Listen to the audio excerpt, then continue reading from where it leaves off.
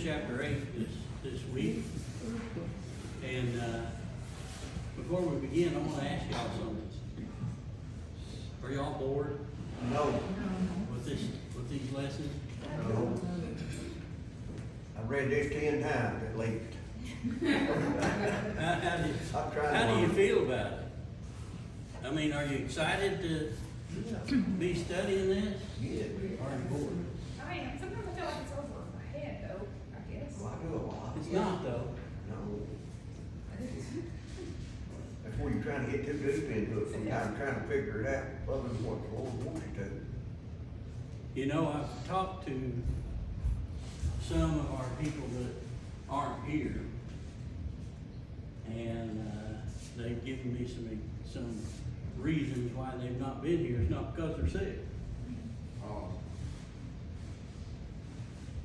And I'm wondering to myself, you know, how do you, if you were excited about learning this stuff, how do you stop? How do you not do it?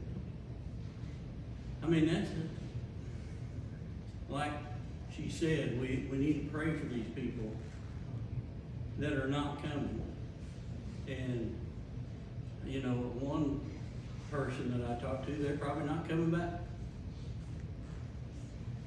But we gotta pray for them. Amen. And, you know, these are important things. These are important things. At the very last days, these are the most revelations, the last days, and I believe we're living in them.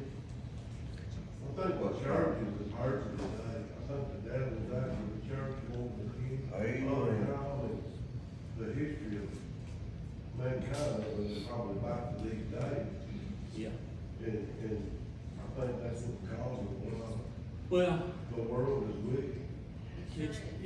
it's not just that. I mean, there are other churches out there that are competing for our kids. Yeah, that's true, that's a lot. And- A lot. You know, if you got kids, they put a lot of pressure on you to do certain things that you normally wouldn't do. That's right. And we live in a society where the kids rule, not the parents, the kids, which is sad. But anyway, Can I say one thing that I ain't Sure. sure? If I learned one thing this morning, I mean, I tried to study myself and learn. And I have learned a lot from you teaching in your Revelation, teaching in general. But if I learn one thing, I leave here blessed. Because it's one thing I didn't know, you know? So Yeah. that's the way I look at it. Brother, you know, I want to say something. yeah, I want you to know, though, that no matter what happens, I don't want you to ever feel like that you don't do a good job in this class. Oh, Because you do. You do an excellent job. And the ones of us that are here really, really, really appreciate you. And we think you do an awesome job. And I would never want any other Sunday school teacher, I'm just gonna tell you. well, I appreciate that. But still, when your people start dropping off, it's a discouragement. Oh, yeah, you know, It is, baby. it is. It's like, what am I doing wrong? And why? But Is you're that not happening? doing anything wrong, you're not doing anything wrong, it's like Bill said, it's the devil attacks you, and that's what happens. If you go to And we witness, just have to make sure that we're praying really, really hard for those people. Yeah, you go to witness and knock on the door, they're not rejecting you, Yeah. they're rejecting you. Nothing. that's right. Yeah. All right, Revelation chapter 8, starting with verse 1. We've already looked at the 6 seals that have been opened, and here we have the 7th seal. And when he had opened the 7th seal, there was silence in heaven about the space of half an hour. When you stop and think about that, how long is that? How long is that? In heaven, how long is that? Half hour. A half hour. You all agree with that? In heaven, what is time in heaven? What is the measurement of time? I don't know. I don't think. It may be. But you gotta remember when you're reading this, don't try to read too much into it, take it literally. Yeah. Take it literally. You'll find that when you study in the book of Revelation, if you'll take it literally, and some of it's really hard to take literal, because it's not literal, but most of it you can take literally. When it says 7 years of tribulation, how many years does that mean? 7 years. 7 years. So when it says half an hour, Half an hour. it was a half an hour, as we know it, because John is trying to explain this to us.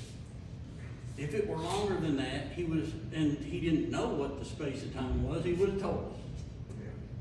But he said it's half an hour. Now, some people say that women won't be in heaven because they can't keep themselves quiet that long. Oh, really? Y'all, I've heard that for years. yeah, I have, That's back when they could get away with it too, wasn't it? yeah. Verse 2, and I saw the 7 angels which stood before God, and to them were given 7 trumpets. So we're moving out of the seal,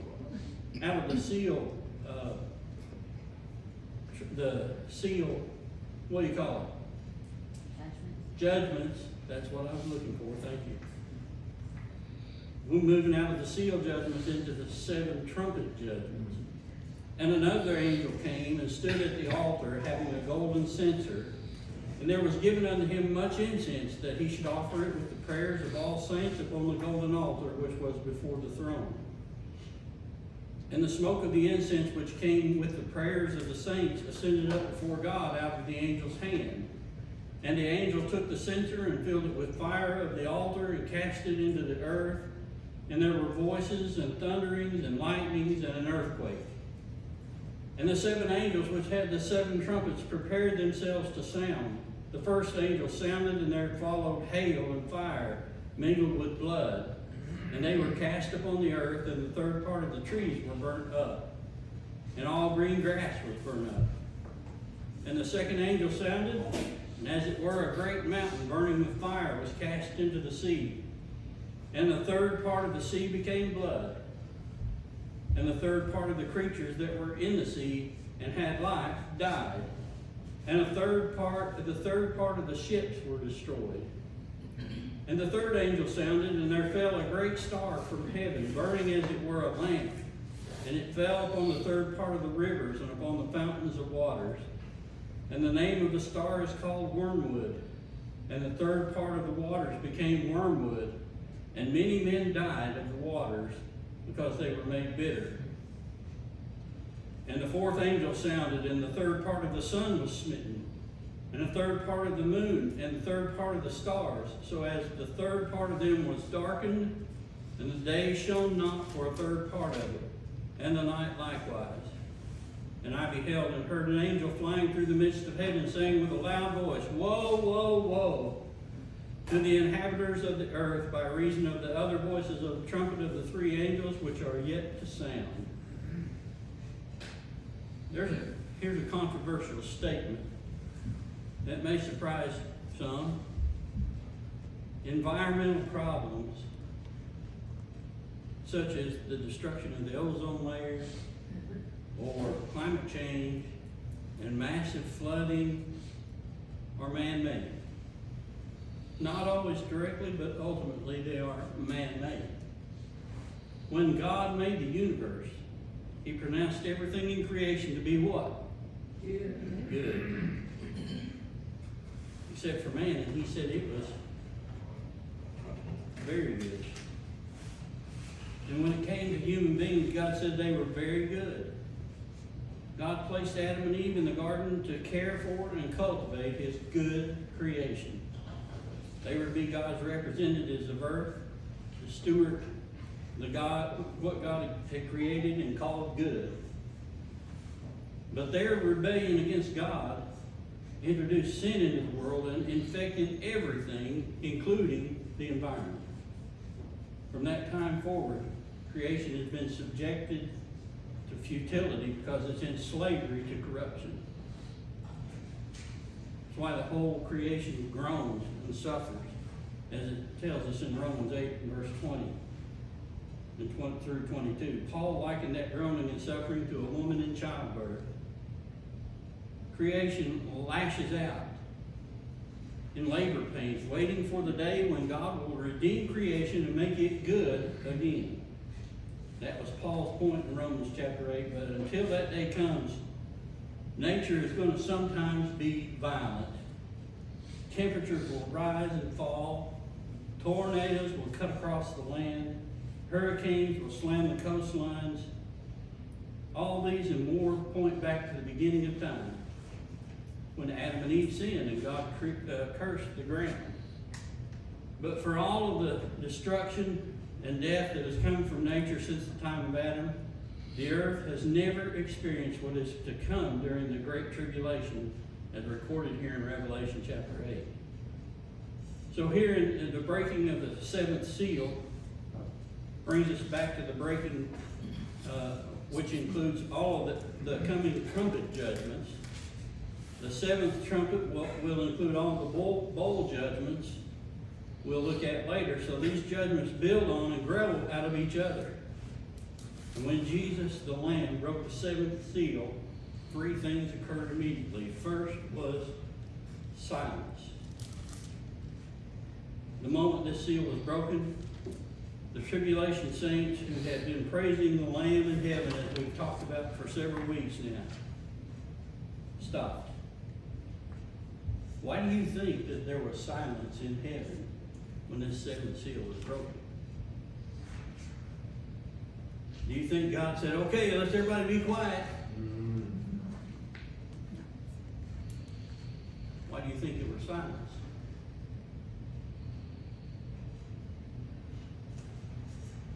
When you see something about to happen that you know is terrible, have you ever been to the point where you see something that's about to happen and there's just no words?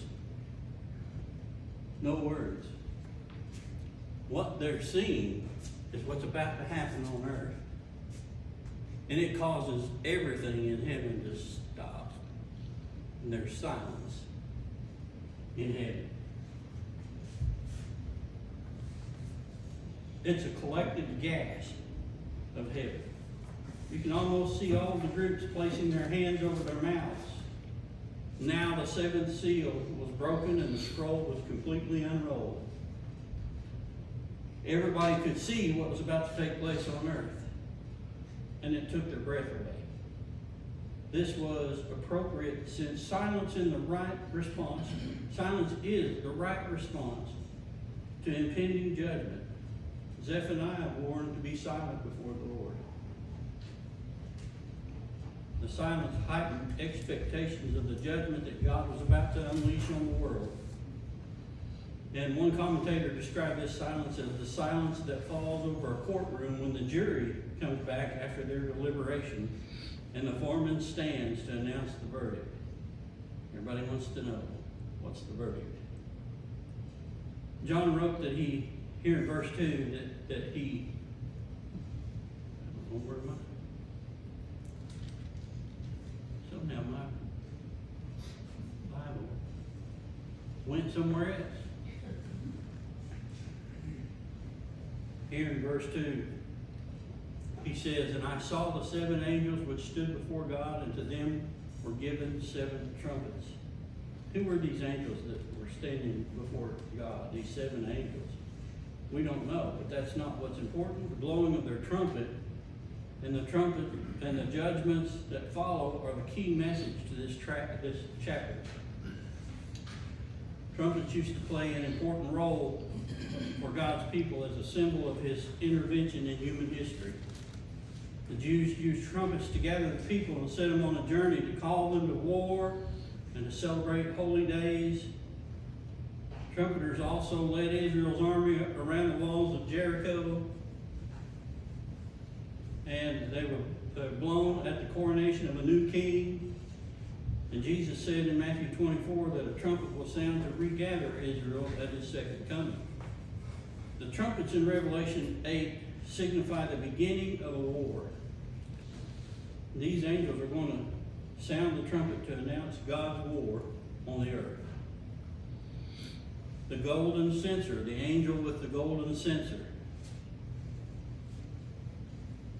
Once the 7 angels received their trumpets, another angel appeared to perform a dramatic task. He stood at the altar holding a golden censer, and there was much incense given, that he should offer it with the prayers of all saints upon the golden altar which was before the throne. What in the world is this talking about? Anybody know? You got any idea? Another angel came and stood at the altar having a golden censer. There was given unto him much incense, that he should offer it with the prayers of all saints upon the golden altar which was before the throne. In the Old Testament temple, there were 2 altars. And one was called the altar of sacrifice, and it was on the outer side of the outside, not outside the temple, but as you come in the temple. And then there was, and that was busy all day. And priests were continually offering animal sacrifices at the brazen altar, and that's what it was called. And there was a second altar called the altar of incense. The altar of incense stood in the holy place, right outside of the Holy of Holies. And once a year, on the Day of Atonement, the high priest would fill his golden censer with incense and sprinkle it onto the hot coals of the altar, releasing the fragrant aroma that would waft its way to heaven, signifying how pleasing the sacrifices were to God. However, the angel of Revelation chapter 8, he held a golden censer and was given incense to add to it the prayers of all the saints. He added the incense. He added the prayers of the saints to the burning coals on the golden altar, and the smoke rose as a sweet aroma to the presence of God. This tells us something about the importance of prayer to God. Paul instructed us to present our bodies a living sacrifice, holy, acceptable unto the Lord, which was our reasonable service. And one way we can do that is through prayer, because prayer is a sacrifice to God. Peter Kraft put it like this: in praying, we die to ourselves, die to our wills, our ordinary consciousness and desires and concerns, even our ordinary world, and enter God's world, aligning our minds and wills with God's. You may think, well, I don't have anything to offer the Lord. But you have the best gift of all to offer to Him, and that is your prayers. God treasures your prayers. And every Christian can pray. And when we do, we enter into the presence of God. So far, the actions of this angel in John's heavenly vision were not unusual, but what he did next was unusual. He took the censer, filled it with fire from the altar, and what? Threw it to the earth. And there followed thunder. There threw it to the earth, and there were voices and thunderings and lightnings and an earthquake. So here's the picture of the judgment of God against the earth. It is the result of prayers of God's people. What have God's people been praying for thousands of years? And even Jesus instructed His people to pray this way: as it is in heaven, so let it be in earth. This is an answer to that prayer. Thy will be done on earth as it is in heaven.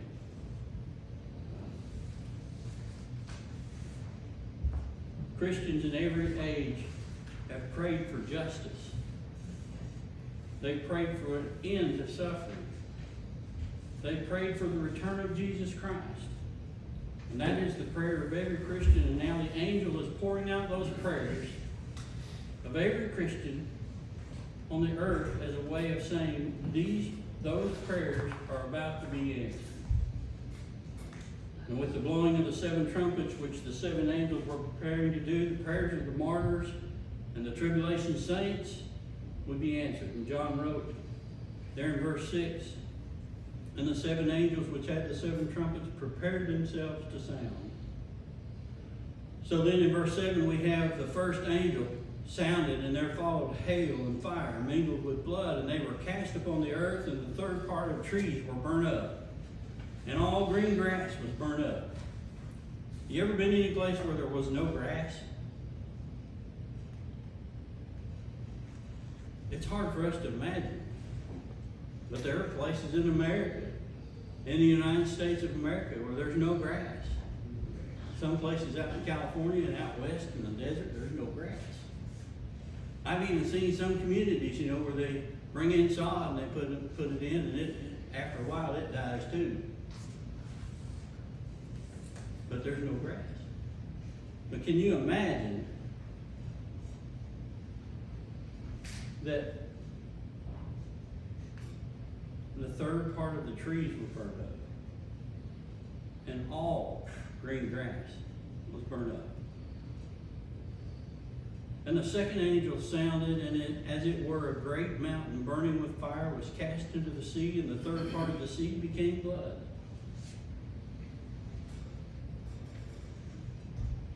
The first trumpet was fire on earth.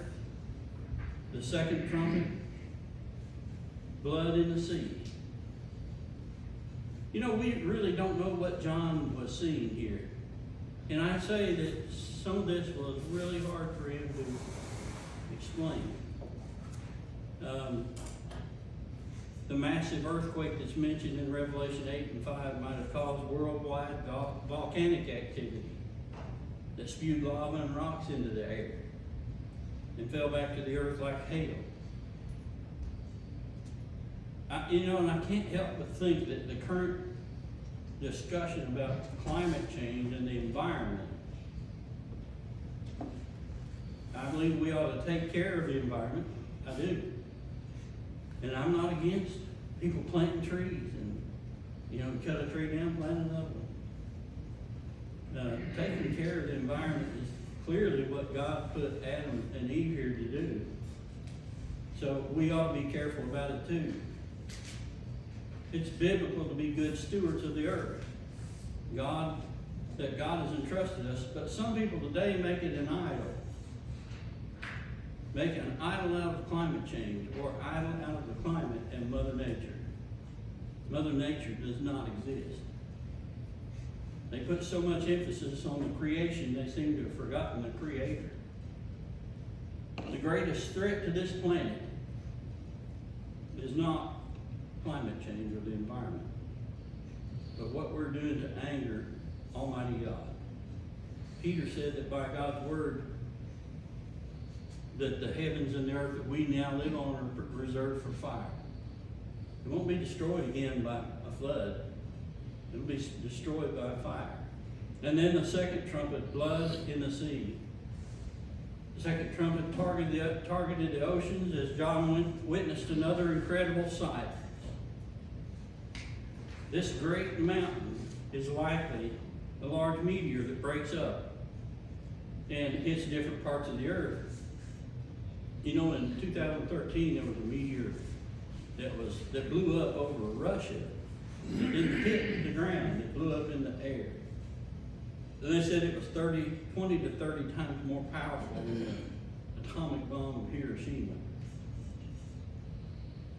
And here we have 1/3 of the seas becoming actual blood, becoming a blood-like substance, or simply look like blood, and it's difficult to determine how that would look, how that would be, what that might be. Obviously, it turned the sea red because John's trying to tell us here that it was red. Regardless, the death of 1/3 of all sea creatures will be a staggering number. There's estimated to be 700,000 to 1 million different species of life forms in the ocean. 1/3 of those will die. There will be a tremendous loss of ships. if a large meteor hit the ocean, it would cause devastating tidal waves and tsunamis, swamping ships on the water and those docked in ports. In 2018, there were 53,000 registered merchant ships worldwide, and not counting the warships or privately owned seagoing vessels. That means 17,490 ships will be sent to the bottom of the sea. This will disrupt global trade. You know, we don't think about this very often, about how we get things from other countries. Predominantly it's by ship. The third is the contamination of fresh water.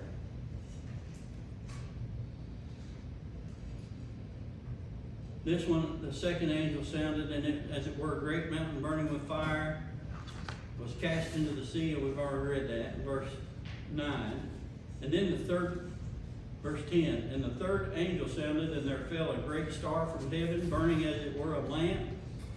And it fell upon the third part of the rivers and upon the fountains of waters. And the name of the star is called Wormwood. And a third part of the waters became wormwood, and many men died of the waters because they were made bitter. Does that make you think of anything? Has that ever occurred before? Did God make waters bitter sometime before? Yeah, He did. When the children of Israel were on their way, on their journey, God made bitter water. This is similar to that, with the exception that many men will be killed by drinking this water. But can you imagine? I mean, we go to our faucets and turn on water. But what if you couldn't do that anymore? What would you do?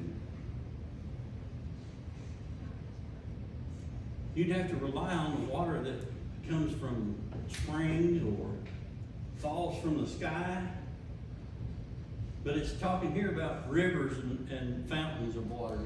It's talking about the sources of water being turned into bitter water. And then the fourth trumpet. The fourth angel sounded, and the third part of the sun was smitten. And the third part of the moon, and the third part of the stars.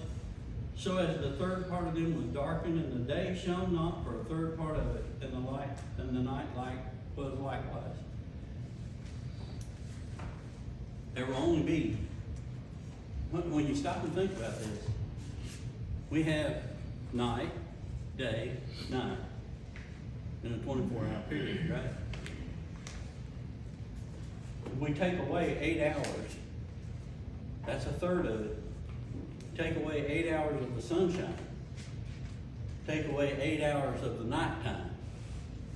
Then you only have 8 hours where you can see sun and night. Hard to imagine, isn't it? But just think about all the catastrophic things that have just happened. Maybe the sun is darkened by the smoke that's coming up from all the fires. Or, I don't know what it means. I don't know how this would look. I'm just telling you what it's saying here. You got 24 hours, 8 hours is all the time that you would get for sun or moon. We like living in life. Yeah, it'd be similar to that. But they have, sometimes, they have the months that they don't have hardly any daylight. But it is kind of light. I mean, it's not like complete It's not pitch darkness. black, it's, I think this will be complete darkness for No a light at third, all. no light at all. And only 1/3 of the day, you'll be able to see light. I From found the sky. the wormwood part interesting because if you look up what a wormwood plant is, like what it's saying it's going to be, it's a bitter plant. Yeah. But it's also a healing plant. Yeah. Which is weird, it's used for that. All right, I'm gonna stop right there. We'll pick up there next week if I can remember where I'm at.